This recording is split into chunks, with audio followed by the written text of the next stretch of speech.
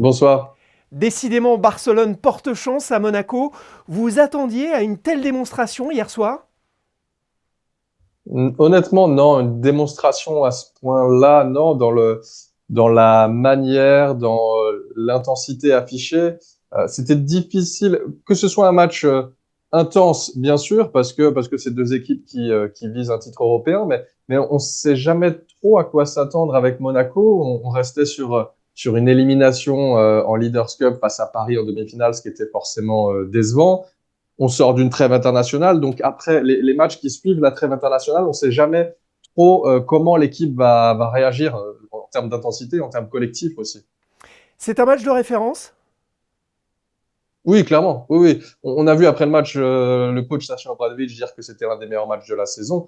Et effectivement, dans le contenu, on sait que ce qui est toujours recherché, c'est les vertus collectives, les avancées collectives. Et ce qu'on a vu hier, notamment défensivement, et puis dans offensivement, le fait que ce soit pas toujours le même joueur qui mette le nez à la fenêtre, qu'il y ait des options qui se présentent, qui sont pas forcément les plus attendus, en tout cas sur le papier, comme Jaron Blossomgame ou comme Mathieu Strazel.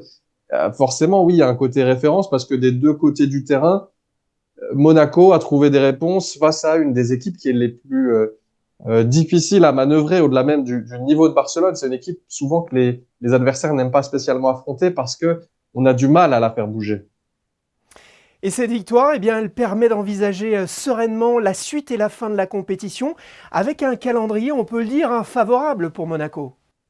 On peut le dire comme ça. Après, tout est toujours relatif quand on parle de l'Euroleague. C'est quand même une ligue où d'une densité assez folle. Clairement, le championnat de basket le plus dense en Europe et sans doute au monde. Donc, ça reste très relatif. Mais oui, on peut quand même parler de calendrier favorable, notamment parce qu'il y a plus de matchs à domicile pour Monaco. Et ça, c'est clairement pas négligeable. La dynamique actuelle de Monaco avec 6 victoires de rang en Euroleague.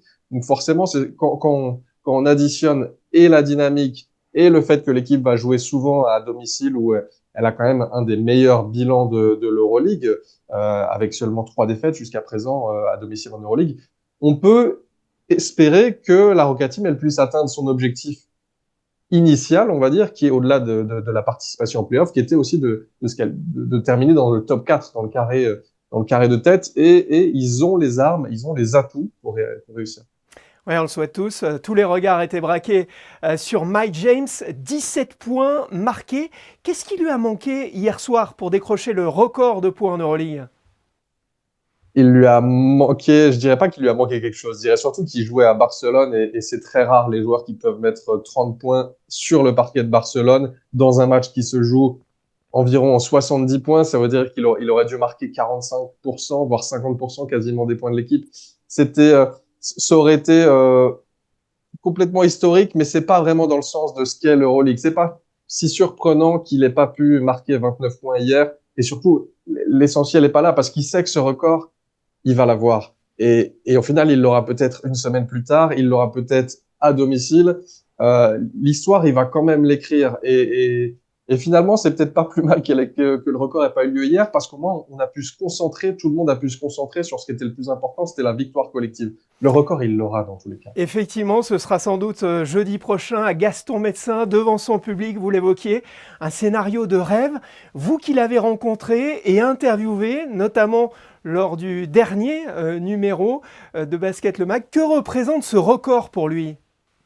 C'est paradoxal parce que je pense que ça représente beaucoup pour lui parce qu'il sait, bien sûr, ce que ça veut dire dans l'histoire du basket européen. Mais on sent cette saison qu'au-delà de ce record, il est motivé peut-être comme il ne l'a jamais été, ou en tout cas qu'il a un tel niveau individuel qu'il arrive à tirer les autres avec lui. Donc c'est aussi un leader collectif. Et on voit bien que l'objectif final, c'est le titre pour Monaco. Donc ce record-là, même s'il est exceptionnel, dans le cadre de cette saison-là où Monaco vise quelque chose d'historique, peut-être que finalement, il le réalisera encore plus à la fin de sa carrière. Quand il sera jeune retraité des parquets, officiellement meilleur marqueur de l'histoire de l'Euroleague, il pourra se dire, j'ai accompli ça. Oui, Mais là, j'ai retraité le l'impression plus que pour tard l'instant, possible, hein. Euh, bien sûr, Qu'est-ce que ça pourrait changer en lui d'être au sommet du basket européen? ce sera plus qu'en lui, ce sera le regard des autres aussi sur lui qui va changer. jusqu'à présent, dans l'Europe du basket, Mike James, c'est un super scoreur sans titre. Sans titre à l'échelle de l'Euroleague, bien sûr, même s'il a gagné des titres dans les championnats domestiques. Mais c'est un super scoreur qui n'emmène pas ses équipes au bout. C'est un atout offensif exceptionnel. Sauf que là, en devenant le meilleur marqueur de l'histoire de l'Euroleague, forcément, ce statut-là, même si on parle que de points, on parle que de statistiques individuelles, ça amène un autre regard, pas forcément des joueurs, parce que les autres joueurs, les autres légendes de l'Euroleague, les Vassilis Panoulis, les Nando De Colo, tous disent déjà à quel point c'est un grand joueur. Mais pour le grand public, ce statut-là, ça lui donne ça lui permet de franchir une marche peut-être, même s'il en reste une qui est celle de l'accomplissement collectif. Comment ces performances, justement, sont-elles perçues, analysées, commentées, que ce soit en Europe ou aux États-Unis? Euh, En Europe, d'ailleurs, tout d'abord, cette saison, j'ai l'impression que les avis sont quasiment unanimes. Tout le monde est d'accord pour dire qu'il n'a jamais été aussi fort. On lui a posé la question, lui n'est pas forcément d'accord. Il estime qu'il a déjà eu ce niveau par le passé. Mais si on mêle ses performances individuelles avec une régularité absolument exceptionnelle, jamais moins de 10 points en Euroleague par match dans un match cette saison, cette régularité-là, cette capacité à fédérer autour de lui, à mener son équipe à la victoire, avec des pourcentages d'adresse absolument fabuleux. Il est à plus de 40% à 3 points, ce qui pour lui est pour n'importe quel joueur, c'est bon. Et pour lui, c'est excellent parce qu'à la base, c'est pas forcément un shooter d'élite. Tout ça cumulé fait qu'aujourd'hui, l'Europe du basket est d'accord pour dire que le meilleur joueur, sans doute, cette saison en Europe, c'est Mike James. Après, aux États-Unis, c'est différent parce qu'aux États-Unis, ils sont tellement focalisés sur la NBA que eux, ils ont plus le regard sur le joueur qu'il a été en NBA, parce qu'il a joué en NBA, il a eu des passages où il était talentueux, mais c'était pas un des leaders de l'équipe. Donc le regard est forcément différent. Mais en tout cas, pour ce qui est de l'Europe, je pense qu'aujourd'hui, il a clairement mis tout le monde d'accord. Et on n'a pas fini de parler de lui. Rendez-vous donc jeudi pour Monaco, Étoile Rouge de Belgrade. Merci Yann Casville.